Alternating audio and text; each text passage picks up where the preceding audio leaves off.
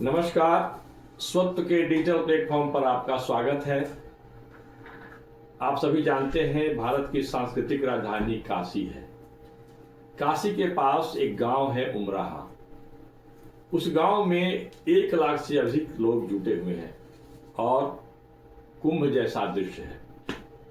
गांव में 2024 के मतलब इस वर्ष के अगहनी शुक्ल पंचमी से शुरू वहां एक विराट आध्यात्मिक समारोह की शुरुआत हुई है। आज भी चल रहा है समारोह की चर्चा पूरे विश्व में हो रही है। इस आयोजन के बारे में तरह तरह की चर्चाएं हो रही हैं, लेकिन इसके पीछे जो कहानी है उसका संबंध भारत के खोए हुए आत्मविश्वास के जागरण से जुड़ा है। हजारों वर्षों की दास्ता के कारण भारत ने अपना आत्मविश्वास खो दिया था। पिछली शताब्दी यानी 20वीं शताब्दी में भारत के ऋषियों व संतों के आध्यात्मिक संकल्प से भारत का आत्मविश्वास जागृत होने लगा और इसके बाद स्वतंत्रता संग्राम बहुत तेज हो गया था। इसके साथ ही भारत की सौम्य शक्ति भी सक्रिय हुई। कुछ ही वर्षों में भारत का सामाजिक, सांस्कृतिक, बौद्धिक और राजनीतिक वातावरण भी बदलने लगा। राजनीतिक स्वतंत्रता के 7 दशक बाद विकसित व समर्थ भारत की ओर हमारे कदम तेजी से बढ़ रहे हैं। हम भारत को विश्व गुरु के पद पर आसीन करने के संकल्प को सिद्ध करने के लिए प्रयासरत हैं। इन सारी बातों को की जिक्र हम यहाँ क्यों कर रहे हैं? इन सब बातों का संबंध उमराहा में जो समारोह हो रहा है उससे है। काशी के बाहरी क्षेत्र के एक गांव उमराहा का यह स्वरवेद मंदिर, वहां एक स्वरवेद मंदिर बना है जिसे लोग लोटस टेम्पल भी कहते हैं, कोई कमल मंदिर भी कहते हैं। भारत की सौम्य शक्ति यानी आध्यात्मिक ऊर्जा का प्रतीक बनकर विश्व के सामने खड़ा है।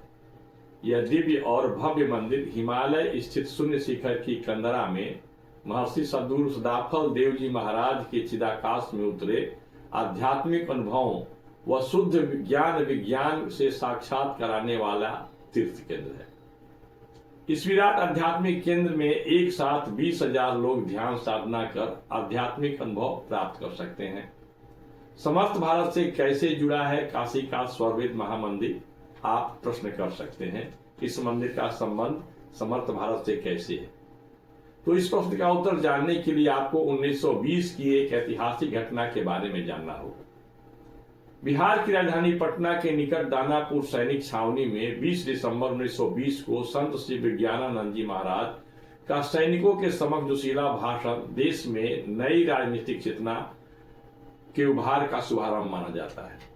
बाद में विज्ञानानंद जी महाराज ही सदाफल देव के नाम से विख्यात हुए। सदाफल देव जी महाराज की डायरी में यह बात अंकित है कि वे एक गुहा में समाधि अनुष्ठान में लगे थे, लेकिन समाधि अवस्था में उनके हृदय में यह भाव बार बार उठ रहा था कि अपना देश गुलाम है और आप यहाँ मोक्ष के लिए साधना कर रहे हैं। यह भाव इतना संघनित हो गया कि सदाफल देव जी महाराज अपनी गुफा से निकल गए। गंगा किनारे चलते चलते वे दानापुर सैनिक छावनी पहुंच गए और यहाँ भारतवंशी सैनिकों के बीच अपनी मातृभूमि, धर्म और संस्कृति के प्रति उनकी जिम्मेदारी का बोध कराने के लिए भाषण देना शुरू कर दिए। 1857 के प्रथम स्वतंत्रता संग्राम के बाद भारतीय सैनिकों द्वारा अंग्रेजों के विरुद्ध उठ खड़ा करने का यह पहला उदाहरण था। अंग्रेजी सरकार ने तत्काल सदाफल देव जी महाराज को गिरफ्तार कर लिया। उन्हें 2 वर्षों के कठोर कारावास की सजा दी गई। जेल की सजा भोगने के बाद सदाफल देव जी महाराज फिर तपस्या करने लगे। अध्यात्म ज्ञान से संपन्न होने के बाद स्वामी जी के मन में यह भाव आया कि राजनीतिक आजादी के बाद सरकार की बागडोर भारतीयों के हाथों में अवश्य आ जाएगी, लेकिन इससे भारत का सामर्थ्य जागृत नहीं होगा। उससे भारत पुनः विश्व गुरु नहीं बन सकेगा। इस भाव भूमि पर उन्होंने भारत की अध्यात्म यानी चेतन विज्ञान ब्रह्म विद्या का प्रचार संपूर्ण विश्व में करने के संकल्प के साथ वर्ष 1924 में संत समाज की स्थापना की। वैदिक मंत्रों से 1 लाख आहुति से लक्षाहुति यज्ञ संपन्न करने के बाद महर्षि सदाफल देव जी महाराज ने अध्यात्म राज के संकल्प को पूर्ण करने के लिए संत समाज की स्थापना की घोषणा की। उस समय उनके यज्ञ समारोह में उत्तर प्रदेश और बिहार के बहुत सारे तज्ञ लोग, विशेषज्ञ लोग, बौद्धिक लोग भी एकत्रित थे। संत महात्मा भी थे, कुछ राजनेता भी थे। ईश्वर को जगाने के लिए रची आध्यात्मिक प्रार्थना।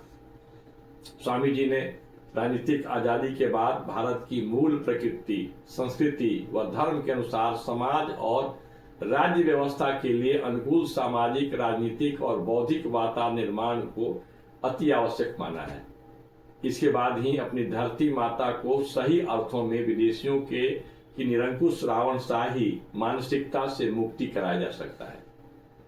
भारतीय सैनिकों में अपने देश, धर्म और संस्कृति के प्रति भक्ति का भाव भरने के जुर्म में कठोर कारावास की सजा भोगते हुए सदाफल देव जी महाराज ने एक प्रार्थना की रचना जेल में ही की थी। वह रोज उस प्रार्थना का पाठ करते थे। वह प्रार्थना है, शोक का दिन आज मेरा न्याय भगवान कीजिए, विश्व का तो न्याय करता ईश यह वर दीजिए, स्वाधीन भारत कीजिए, पद दीजिए अब ना डरूं, रोऊं मैं किससे को सुने, प्रभु शरण किसकी मैं परूं, प्रचार में प्रभाव में प्रभु रोक वाणी है यहाँ, स्वच्छंद वाणी धार बिनु प्रभु अज्ञात दुख दूर कहाँ, नीति नियम विरुद्ध सारे काम भारत हो रहे, किस भांति तो आदेश जीवन को सुनाऊं प्रभु महा, गोबद मद्यप पाप सारे धर्म भक्ति छिन गई, मलेच्छ निज समाज बाढ़े भक्त सज्जन हीन भई, इन दुर्जनों को शुद्ध कीजिए या निकालो या मही, प्रभु दीन भारत लो शरण में विनय दुख जन की यही। देश विदेश में प्रचार प्रसार और विहंगम योग संत समाज की रचना करने के लिए